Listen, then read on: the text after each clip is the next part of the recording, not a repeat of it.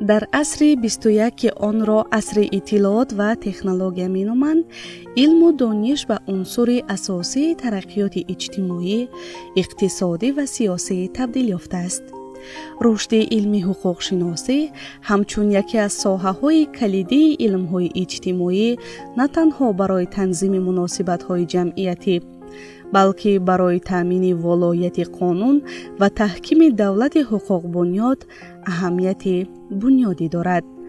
ҷавонон ки бо ҷаҳонбинии нав, нерӯи эҷодӣ ва малакаҳои замонавӣ фарқ мекунанд, имкон доранд дар ин раванд саҳми назаррас гузоранд. яке аз чеҳраҳои шинохтаи илми ҳуқуқшиносии мамлакат ки бо дониши худ миёни ҷомеаи илмӣ мақоми хоса дорад, доктори илмҳои ҳуқуқшиносӣ профессор Дониёр Сангинзода мебошад.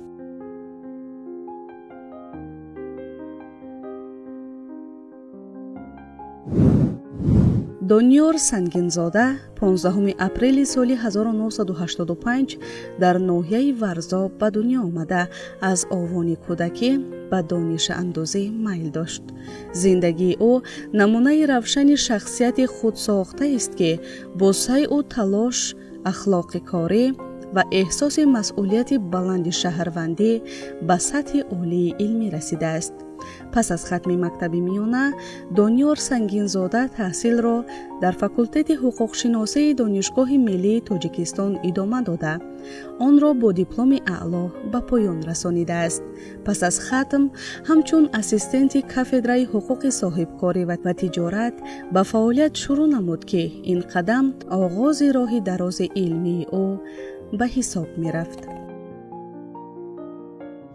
сарчашмаи пеша интихоб кардаатон аз куҷо манша мегирад? барои ҳар нафар дар ҷомеа ҳангоми интихоб кардани касб ҳолатҳои гуногун сабаб мешаванд ва шахсиятҳои муайян нақш доранд. аз хонандаи синфи як будан пешаи ҳуқуқшиносии худро интихоб кардам. амакам Холмаҳмад Сангинов вақте ки дар синфи даҳӣ ман таҳсил мекардам, ба ман як китобе оваранд ва гуфтанд ки агар ҳамин китобро пурра мутолиа кунӣ, ту метавонӣ ҳамчун ҳуқуқшинос дар факултаи ҳуқуқшиносии Донишгоҳи миллӣ дохил шавӣ ва ҳамон касбе ки аз синфи як интихоб карда будед, ноил ба он шавиду номи ҳуқуқшиносиро дар номи худ пайваст кунӣ. ва воқеан ин китобро хондам. китоби тест буд барои омода шудани довталабон ба мактабҳои олӣ ва дар заминаи 2 сол пурра омода шудам барои дохил шудан ба факултаи ҳуқуқшиносии Донишгоҳи миллии Тоҷикистон. хурсанд аз он ҳастам ки ҳамин пеша, ҳамин касбро интихоб кардам ва дар замони сулҳу собот, ваҳдати миллӣ бо роҳбарии пешвои миллат муҳтарами Эмомалӣ Раҳмон, дараҷаи илмии номзади илмҳои ҳуқуқшиносӣ, доктори илмҳои ҳуқуқшиносӣ, унвони илмии доцент ва профессориро сазовор шудам. дар ин шароити сулҳу собот ҳамчун ҳуқуқшиноси касби олими соҳаи ҳуқуқшинос кӯшиш менамоям ки ҳам дар татбиқи илми ҳуқуқшиносӣ ва ҳам дар ҳимояи ҳуқуқи шаҳрвандони ҷумҳурии Тоҷикистон саҳме дошта бошам. шумо дар оилае таваллуд шудаед ки ин оила намунаи ибрат барои дигарон аст. падару модар ҷиҳати интихоби пешаатон чӣ пешниҳодҳо мекарданд? воқеан дар ҳар як оила андешаи волидайн дар ҷои аввал меистад ва аз синфи 1 то синфи 8 модарам доим тавсия мекарданд ки писарам, ту писари калонӣ ҳастӣ, бояд касби табибиро интихоб кунӣ. ва ҳатто дар синфи 8 яке аз устодон ки донишгоҳи тиббиро тамом карда буданд, Азизов Шавқат, ба ман дарс медоданд аз фанни химия ва биология ва кӯшиш менамуданд ки омодагиам ба соҳаи тиб бошад. ва вақте ки орзуи худро ба модар гуфта будам ки ман аллакай аз синфи 1 хоҳиши ҳуқуқшинос шуданро доштам, модари азиз, агар иҷозат диҳед ин касбро интихоб кунам, дар маҷлиси оилавӣ падару модар ба хулосае омаданд ки интихоб дар дасти худат аст ва ҳар касбе ки хоҳиш дорӣ омода шав, дохил гард ва ҳамун касбро пурра ту сазовор шав. ва аз синфи 9 оғоз карда аллакай падару модар ба мувофиқа омаданд ки ҳуқуқшиносӣ ба ман писанд аст, ман бояд ҳуқуқшинос шавам.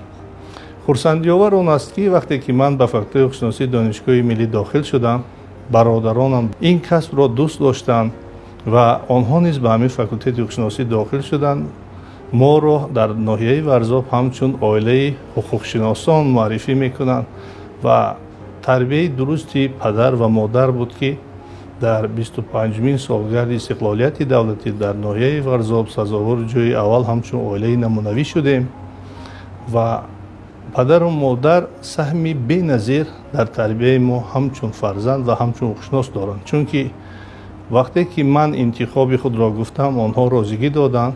вақте ки бародаронам пайрави ман шуданду ба соҳаи ҳуқуқшиносӣ машғул шуданд, онҳо иҷозат доданд ва ҳамин бузургии падару модар, ҳамин ба инобат гирифтани манфиати фарзанд, интихоби фарзанд буд ки ҳамаи мо бо дипломи аъло факултати ҳуқуқшиносиро хатм намудем. барои пешрафти соҳаи ҳуқуқшиносӣ, барои таъмини ҳуқуқу озодии инсон ва шаҳрванд ҳар лаҳзаву ҳар соат кӯшиш менамоем ки як нақши муайян ё саҳми муайяне дошта бошем. чанд муддати мешавад ки бо Дониёр Сангизода аз наздик беҳтару хубтар шиносоӣ пайдо кардем.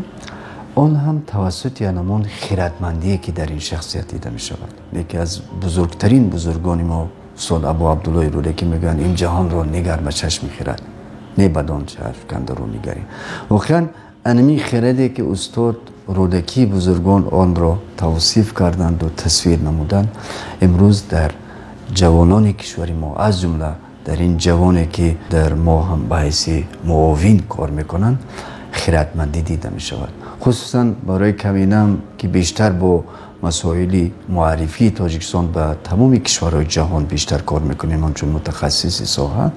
бештар вақте ки мутолиа мекунам, мақолаҳоро мехонам. аз ҷумла чанд вақт пештар бо як чанд мақолае ки муаррифгари ташаббусҳои Тоҷикистон дар минтақа ва ҷаҳон буд, бо забони англисӣ ҳам чоп шуд дар як маҷаллаи бонуфузи Осиёи Ҷанубӣ, Diplomatic Insight, ки онҷо ҳам боз як бори дигар анаму хиратмандие ки дар даруни ин шахсият вуҷуд дорад, Тоҷикистонро ба ҷаҳониён муаррифӣ кард. фаъолияти кориро соли чанд оғоз кардед?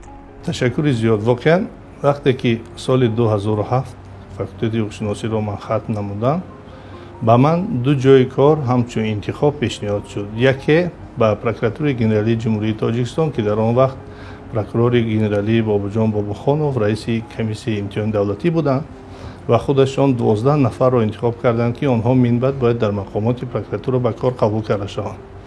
ва баъдан дар он вақт устод Холиқов Кароматуллоҳ декани факултати ҳуқуқшиносӣ буданд ва манро даъват карданд ва гуфтанд ки Дониёр, аз рӯи натиҷае ки имрӯз баҳо муайян шуд, дар ҷойи аввал меистӣ, чунки бо дипломи аъло хатм мекунӣ, баҳои 3-4 надорӣ. мо ба ин нафар шахсҳо эҳтиёҷ дорем. туро ба ҳайси омӯзгор тавсия мекунем ки ба кор қабул шавед. баъд аз оне ки декани факултет ин пешниҳодро ба ман манзур намуданд, ман гуфтам ба ман вақт диҳед ба падарам суҳбат намоям. ва рафтам ба хона ба назди падару модар ва гуфтам ки ду таклиф аст. яке кор ба мақомоти прокуратураи генералии ҷумҳурии Тоҷикистон ва дигар кор ба ҳайси омӯзгор дар факултаи ҳуқуқшиносии Донишгоҳи Миллӣ. ва падар гуфтанд ки мо оилаи зиёӣ ҳастем, чунки падари мо омӯзгор ҳастанд ва гуфтанд бисёр касби пуршараф аст. ман хурсанд аз онам ки аз ҷониби факултет, деканат, то ҳамчун омӯзгор даъват шудӣ ва ин касб бояд интихоб карда шавад, аз мақомот даст каш ва ба фаъолияти омӯзгорӣ шурӯъ кунем.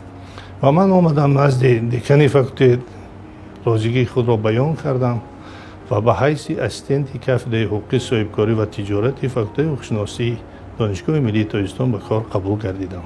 ҳангоми дар Донишгоҳи Миллии Тоҷикистон кор кардам, он кас мудири кафедраи ҳуқуқ буданд ва дар он ҷо низ ба дастгирии одамоне ки дар соҳаи илми ҳуқуқ худро санҷиданӣ мешуданд, пажӯҳиш карданӣ буданд, дасти онҳоро мегирифт, роҳбарӣ мекард, бо адабиёт таъмин менамуд ва навиштаҳои онҳоро таҳрир мекард. ҳамаи ин корҳо албатта вақти зиёда талаб мекунанд, дониши зиёда талаб мекунанд ва тоқати зиёда талаб мекунанд ки ҳамаи инҳо дар характери устод ҳастанд. ногуфта намонад ки ҳангоме ки он касҳо дар донишгоҳи омӯзгорӣ ба номи Садриддин Айнӣ ҳамчун ба сифати ноиби ректор кор мекарданд. Дар ин ҷо низ ҳамин гуна корҳои илмия ва дастгирии донишҷӯёну пажӯҳишгарони аз ҳисоби омӯзгоронро давом дода буданд. Ва имрӯз дар Академияи Миллии Илмҳои Тоҷикистон вазифаи муовини директори Институти масъалаҳои давлатҳои Осиё ва Аврупоро ба зимма доранд ва бояд гӯям ки ба сифати як шахсият, як роҳбар бисёр меҳрубон ҳастанд ва ҳеҷ вақт ба онҳое ки ба корашон меафтад дар соҳаи илм не нагуфтаанд. Вале дар айни ҳол бисёр як роҳбари сахтгир ҳам ҳастанд ки ҳамаи супоришҳои додаашонро назорат мекунанд, иҷрои онҳоро талаб мекунанд ва албатта дар ин гуна ҳолатҳо ба бисёр ҳалимона ва меҳрубонона ва дилҷӯёна амал мекунанд, чунки яке аз вазифаҳои дигари олими соҳаи илм ин омӯзгорӣ ҳаст ва омӯзгор бояд ҳамеша чӣ аз ҷиҳати дониш, чӣ аз ҷиҳати хулқу сифатҳои инсонӣ намуна бошад.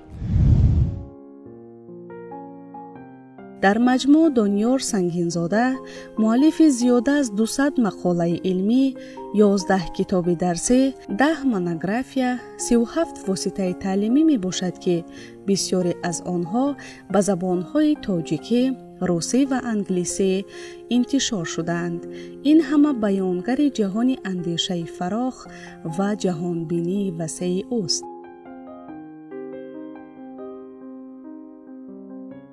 атрофи таълифи рисолаи илмиятон ҳарф мезанем. соли чанд ва дар кадом мавзӯъ рисолаи номзадӣ дифоъ кардед ва соли чанд унвони доктори илмҳои ҳуқуқшиносиро сазовор гардидед? воқеан ҳар нафаре ки дар муассисаи таҳсилоти оликасбӣ аз ҷумла донишгоҳ ба фаъолият шурӯъ мекунад, яке аз шартҳои ба ӯ гузошта мешавад ҳатман ба сафи унвонҷӯӣ ё аспирантӣ дохил шудан ва ҳимояи рисолаи номзадӣ аст ва ин таклиф ва ин талабот ба ман низ пешниҳод гардид.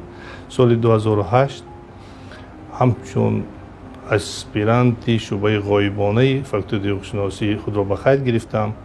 мавзӯи номзадии худро зери роҳбарии доктори илмҳои ҳуқуқшиносӣ профессор Раҳимзода Маҳмад Забир дар мавзӯи танзими ҳуқуқи фаъолияти сайёҳӣ дар ҷумҳурии Тоҷикистон аз қайд гузаронидам ва баъд аз 2 сол, яъне 2 декабри соли 2010 рисолаи номзадии худро дифоъ кардам ва дараҷаи илмии номзади илмҳои ҳуқуқшиносиро сазовор шудам. ва баъдан бо ҳамроҳи устодам Раҳимзода Маҳмад Забир тӯли 10 сол, аз соли 2010 то соли 2020 он нафар ҳамчун мушовири илмӣ дар рисолаи доктории мо зери мавзӯи проблемаҳои танзими ҳуқуқи фаъолияти соҳибкории оид ба хизматрасонии иҷтимоию фарҳангӣ дар ҷумҳурии Тоҷикистон рисолаи доктории худро ба итмом расонидам ва моҳи январи соли 2020 рисолаи докториро ҳимоя кардам ва хушбахтона сазовори дараҷаи илмии доктори илмҳои ҳуқуқшиносӣ шудам. ва дигар тарафи масъала он аст ки ҳар омӯзгоре ки дар донишгоҳ таҳсил мекунад, ҳамчун унвонҷӯ ё аспирант ё ки докторанд, ӯҳдадории муайянро ба зимма мегирад ки бояд миқдори муайяни корҳои илмӣ аз ҷумла мақолаҳои илмӣ тахриҷ шаванда, мақолаҳои байналмилалӣ, китобҳои илмӣ, китобҳои таълимӣ бояд омода гардад ва хушбахтона то имрӯз баҳри ба анҷом расонидани корҳои илмию таълимӣ сазовор шудан ба унвони дотсентию профессорӣ беш аз 300 асарҳои илмию таълимиро таълиф намудем. аз онҳо 65 китоби дарсӣ, монография, воситаҳои таълимӣ мебошад ва ин дастовардҳо боиси он шуд ки дар соли 2013 аз дасти пешвои миллат муҳтарами Эмомалӣ Раҳмон ҷоизаи барои олимони ҷавон, ҷоизаи ба номи Исмоили Сомониро сазовор гардидам. яъне ҳар касе ки имрӯз ҳамчун омӯзгор фаъолияти содиқона дорад, дар вуҷудаш унсури ватандӯстӣ устувор аст, шогирддӯстдор аст, ба рушди илми кишвар, ба таълиму тадриси босифат машғул аст, сазовори ҳама гуна унвону дараҷаву ифтихорномаҳо, мукофотҳо хоҳад гардид. китобҳое ки шумо таълиф намудаед мавзӯъҳои калидӣ доранд.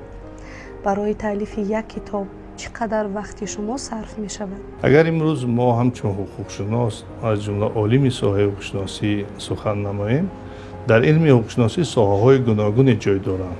аз ҷумла имрӯз мувофиқи консепсияи сиёсати ҳуқуқии ҷумҳурии Тоҷикистон барои солҳои 2018-2028 20 соҳаи ҳуқуқшиносӣ аст ва онҳо соҳаҳои калидианд. аммо бо назардошти рушди муносибатҳои ҷамъиятӣ, бо назардошти талаботи ҷомеа, бо назардошти зарурати истеҳсолӣ соҳаҳои наве ба вуҷуд меоянд, ки дар онҳо мавзӯъҳо ба таври дақиқ ва возеҳ ҳалли худро наёфтаанд.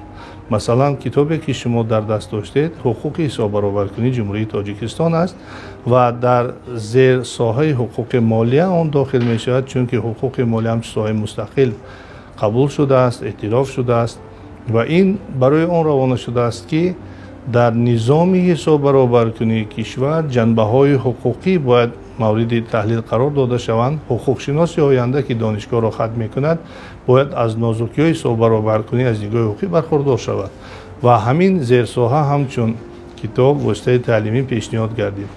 ман хушбахт аз он ҳастам, ки дар тӯли фаъолияти худ ҳамчун омӯзгор асосгузори беш аз 10 соҳаи ҳуқуқ ба монанди ҳуқуқи сайёҳӣ, ҳуқуқи энергетикӣ, ҳуқуқи рақобат, ҳуқуқи интернетӣ, ҳуқуқи ҳисоббароваркунӣ ва дигар соҳаҳо гардидам, чунки андеша кардам, ки он соҳаҳое ки дар ҷомеа ҷой доранд онҳо пурра фарогири кулли муносибатҳои ҷамъиятӣ намебошанд ва ба донишҷӯён ба таври комил дар доираи соҳаҳои мавҷуда онҳо таълим дода намешаванд. ва ин китобҳо пешниҳод гардид. ман хурсанд аз он ҳастам, ки баъд аз таълифи онҳо ҳуқуқшиносоне ба воя расиданд, ки дар заминаи ин китобҳо аллакай ба тамоми нозукиҳои илми ҳуқуқшиносӣ дар соҳаҳои алоҳида сарфанд мераванд ва донишҳои назариявии худро дар фаъолияти меҳнатиашон татбиқ менамоянд. агар мо ҷамъи асарҳои устод доктори илмҳои ҳуқуқ сангинзода дониёр шоҳмаҳмадро агар гуфтанӣ бошем, шумораи онҳо ба 300 асар мерасад. аз ин асарҳо 65 тоаш асарҳои илмӣ ва илмӣ методӣ ҳастанд, ки ба соҳаҳои гуногуни пажӯҳиши ҳуқуқ ва дигар соҳаҳои илм бахшида шудаанд. устод ба ғайр аз ин бисёр мавқеи фаъоли шаҳрвандӣ дорад дар соҳаи илм ва дар конференсияҳои байналмилалӣ, дар конференсияҳои минтақавӣ илми Тоҷикистона борҳо намояндагӣ кардааст. устод шоир ҳастанд, шеърҳои зиёде эҷод карданд, маҷмӯъаҳои шеърҳояшон чоп шудагӣ ҳаст, бисёр шеърҳои баландмазмун менависанд ва ин шеърҳо дар саҳифаҳои сомонаҳои гуногун ва рӯзномаҳои гуногун, маҷаллаҳои гуногун ба таб мерасанд. ба эҷоди шеър кай завқ пайдо кардаед?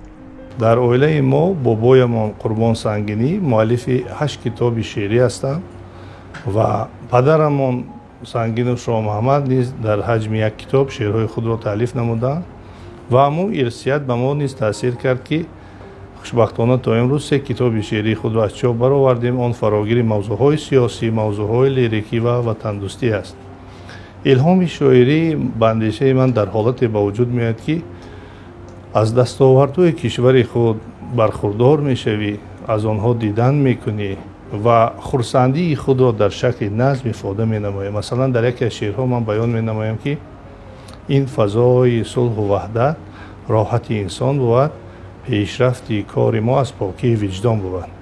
яъне шахсе ки дар ин шароит дар Тоҷикистони соҳиби истиқлол, демократӣ, ҳуқуқбунёд, дунявӣ баробарии пешвои миллат муҳтарами Эмомалӣ Раҳмон зиндагонӣ мекунад, ҳар лаҳза хурсандиро дида дар шакли наср аст ё дар шакли назм аст, андешаеро баён мекунад.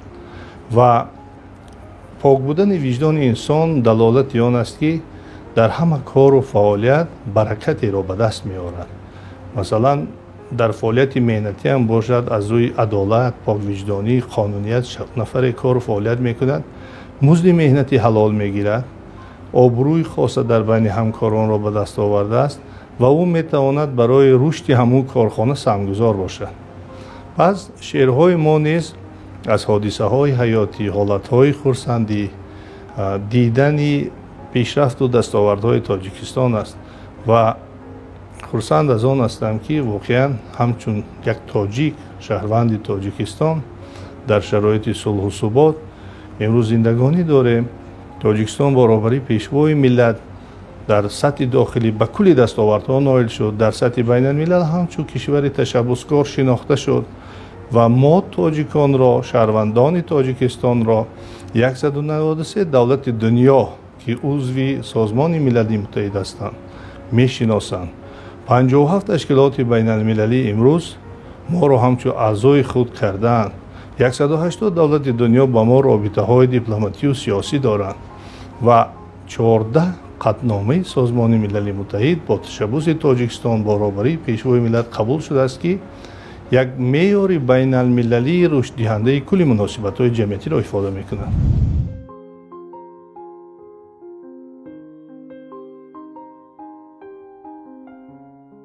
профессор ҷавон Донёр Сангинзода бо ифтихорномаҳои Ҳизби Халқии Демократии Тоҷикистон, Вазорати Маориф ва илми мамлакат, Донишгоҳи миллии кишвар, нишони аълочии маориф ва илми ҷумҳурӣ, аълочии телевизион ва радио, сипосномаи китоби сол ва дипломи озмунҳои ҷумҳуриявӣ қадршиносӣ шудааст. ӯ дар тарбияи садҳо донишҷӯ ва муҳаққиқ саҳмгузор аст ки امروز در گوشه‌های مختلف کشور و خارج فعالیت می‌کنند.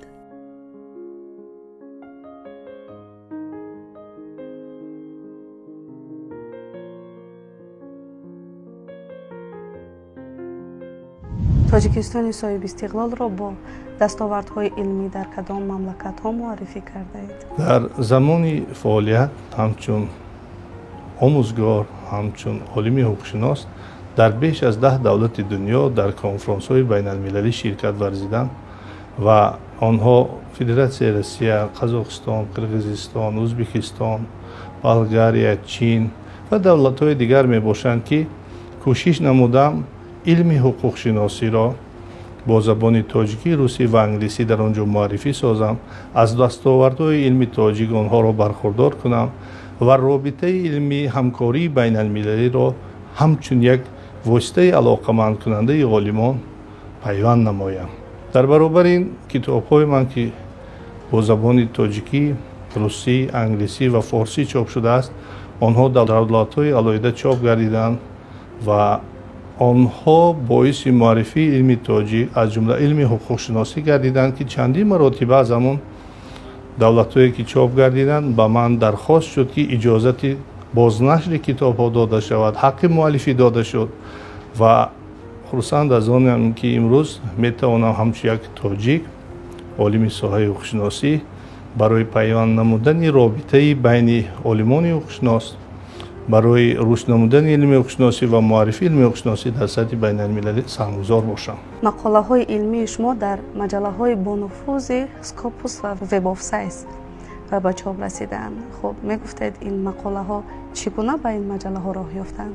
هر یک عالمی که امروز در جامعه زندگانی میکند برای بلند برداشتن موقع علمی خود کوشش می نماید که مقاله های او در سطح بین الملل و از جمله در مجله های با نفوذ بین المللی چاپ شود و مجله های با نفوذ بین المللی طلبات های مخصوص خود را دارند که آنها بسیار سنگین هستند، اما دستاورد علمی که نظیر ندارد، اصلیتش بلند است، نوگانی را پیشنهاد میکند، آن از جانب آنها قبول کرده می شود. بار اول چاپ نمودن مقاله در مجله های با نفوذ مشکلی می آورد، اما بار دوم و سوم علاکه آنها خودشان تکلیف می نمایند که مقاله را پیشنهاد کنید، چون که مبرمیت آن را علاکه درک می کنند و مؤلف شناخته می شود.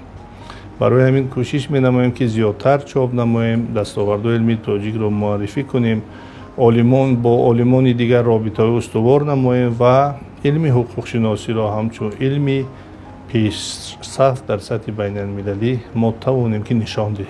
دانیار سنگینزاده پروفسوری جوانی تاجیکستان هستند. هر روز که قریب یک کتابی را ایجاد میکنند، بیشتر مقاله های جالب مینویسند که ما هم که بیشتر با مقاله ها بیشتر کار و بار میکنیم با زبان های گوناگون. چندین مقاله استاد را خواندم و پیوسته ما همکاری داریم، زیرا عالم کسی هست که در پرتو خرد با هم کار میکنند و همین خردی که من به شما اشاره کردم در دانیار سنگینزاده واقعا تصویر شده است و نامش هم، نسبش هم و شخصیتش همون خرد رو باز توسط یعنی ایجادیاتی که دارد و اون مقاله‌ای که ما اینجا اشاره کردیم واقعا هر یک اون یک ستارچه هست که تاجیکستان و تاجیکستانیان را درخشان و تابان نگاه می‌دارند. سال 2024 سال معرفت حقوقی اعلام گردیده بود و می‌بینیم که در این سال شما کتابی تالیف نمودید. می‌توانید از ایجاد این کتاب حرف زنید؟ وقتی که پیشوای ملت محترم امام علی رحمان سال 2024 و سال معرفت حقوقی اعلام نمودند، من همچون یک عالم حقوقشناس خود را موظف دانستم که موادی را آماده کنم و همراه برادرم سنگینوف کامران کوشش نمودیم که یک مونوگرافیا را با نام پیشوای ملت و سال معرفت حقوقی روی چاپ آوریم و خرسندی آورش آن است که بعدتر یک امر پرزیدنتی کشور به نشر رسید و آزمون جمهوریوی مقاله بهترین، مونوگرافیای بهترین و مقاله علمی عمومی بهترین روی نشر آمد و در اساس این امر در سال 2024 بخشیده به سال معرفت حقوقی آزمون جمهوریوی اعلام گردید و من همراه برادرم تصمیم گرفتم که همین مونوگرافی خود را به این آزمون پیشنهاد کنم و واقعا به این آزمون 95 اثرهای عالمان برجسته ساحه حقوق‌شناسی پیشنهاد گردیده بود و در میان این قدر اثرها 9 نفر سزاوار جای 1، 2، 3 از جمله در نامیناسیون مونوگرافی بهترین، مقاله علمی بهترین و مقاله علمی عمومی بهترین جای گرفتند و این کتاب ما سزاوار جای 3 در نامیناسیون مونوگرافی بهترین شد. مبلغ 15,000 سامان و دیپلم با امضای محترم پیشوای ملت امام علی رحمان به ما تقدیم گردید که این روحیه من را باز هم بلند کرد و بعد از آن کوشش نمودم که در سمت‌های دیگر از جمله هر سالی که در کشور ما یک سال رمزی اعلان می شود همچون حقوقشناس اندیشه خود را پیشنهاد نمایم. پروفسور جوان دانیار سنگینزاده در تربیت کادرهای سمت حقوق شناسی چگونه سهم گذاری می‌کند؟ واقعا در بین عالمان حقوق شناس یک گفتار خیلی برجسته است که هر نفری که 5 نفر نامزد علم حقوق شناسی را آماده می‌کند نفری صاحب مکتب است و ما که در علم حقوق شناسی قدم‌های خود را ماندیم و نامزد و دکتر شدیم کوشش نیز به خرج می‌دهیم که مکتبی مخصوصی خود را داشته باشیم و در بین عالمان حقوق شناس با تربیت شاگردان خود موقع و منزلت پیدا کنیم. و خوشبختانه تا امروز 11 نفر نامزد علم حقوق شناسی در ساحه حقوق شناسی زیر راهبری ما رساله های خود را دفاع کردند، دیپلم های خود را درجه نامزد علم حقوق شناسی را گرفتند و در این حال اینچنین 9 نفر دیگر رساله های خود را زیر راهبری من نوشته ایستادند. کوشش می‌نماییم که شاگردان باز هم بیشتر شوند، چون که در جامعه که رشد و نما است، در جامعه که صلح و ثبات است، پهلوهای علاوه علم حقوق شناسی باید تحقیق شود. آنها در شکل مونوگرافیا، در شکل رساله نامزدی باید پیشنهاد اهل جامعه گردند و سزاوار شدن به درجه علمی، عنوان علمی که ما سببگار میشویم برای زیاد کردن نیروی علمی کشور نیز سهم دارد و خرسند از آن هستیم که واقعا برای تربیت شاگرد، برای آماده نمودن کادرهای علمی در کشور خود ذره هم باشد سهمگذاری می‌نماییم.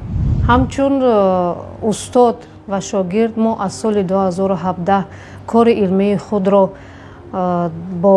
در موضوع تنظیم حقوق بازار خدمت‌رسانی فرهنگی آغاز کردیم و استاد ارجمند محترم سنگینزاد دانیار پیش از کار آغاز کردن به من گفتند که اگر شما تجربه مکملی معلمگی یعنی آموزگاری نداشته باشید با شما همکاری کردن دشوار می شود و با دستگیری استاد سنگینزاد دانیار من کار علمی خود را اول از آموزگاری آغاز کردم. در دوام 6 سال ما کارهای علمی خود را با 11 مقاله، 2 باب و 8 سوال با خلاصه کار خود را انجام دادیم. هنگامی که ما دانشجو بودیم محترم استاد سنگینزاد دانیار خیلی استاد جوان بودن، نوابسته از اونی که خودشون استاد جوان بودن اون وقت درس های ما 90 دقیقه دوام میکردند.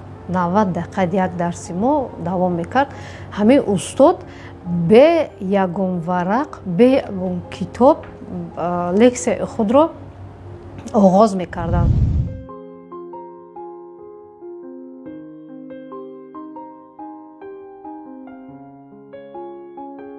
дониёр сангинзода на танҳо як олим ва мутахассиси варзида, балки як чеҳраи равшанфикр ва таъсиргузор дар рушди низоми ҳуқуқии тоҷикистон мебошад. дар самти ҳуқуқшиносии кишвар таҷрибаи шахсиятҳое чун профессори ҷавон, доктори илмҳои ҳуқуқшиносӣ дониёр сангинзода ки тавонистааст бо пажӯҳишҳои муосир фаъолияти омӯзгорӣ ва ҳам роҳбарии илмӣ саҳми намоён гузорад, намунаи равшани қобилияти насли нав ба шумор меравад. дастгирии чунин чеҳраҳои илмӣ ва фароҳам овардани шароити мусоид барои фаъолияти онҳо метавонад дар рушди устувори илми ҳуқуқшиносӣ дар тоҷикистон ва мутобиқсозии он ба меъёрҳои ҷаҳонӣ нақши ҳалкунанда бозад. дар натиҷа ҷомеа насли нави ҳуқуқшиносони масъулиятшинос, ҷаҳонбин ва тавоно ба даст хоҳад овард ки барои таъмини волояти қонун ва рушди давлати ҳуқуқбунёд саҳми бебаҳо мегузоранд.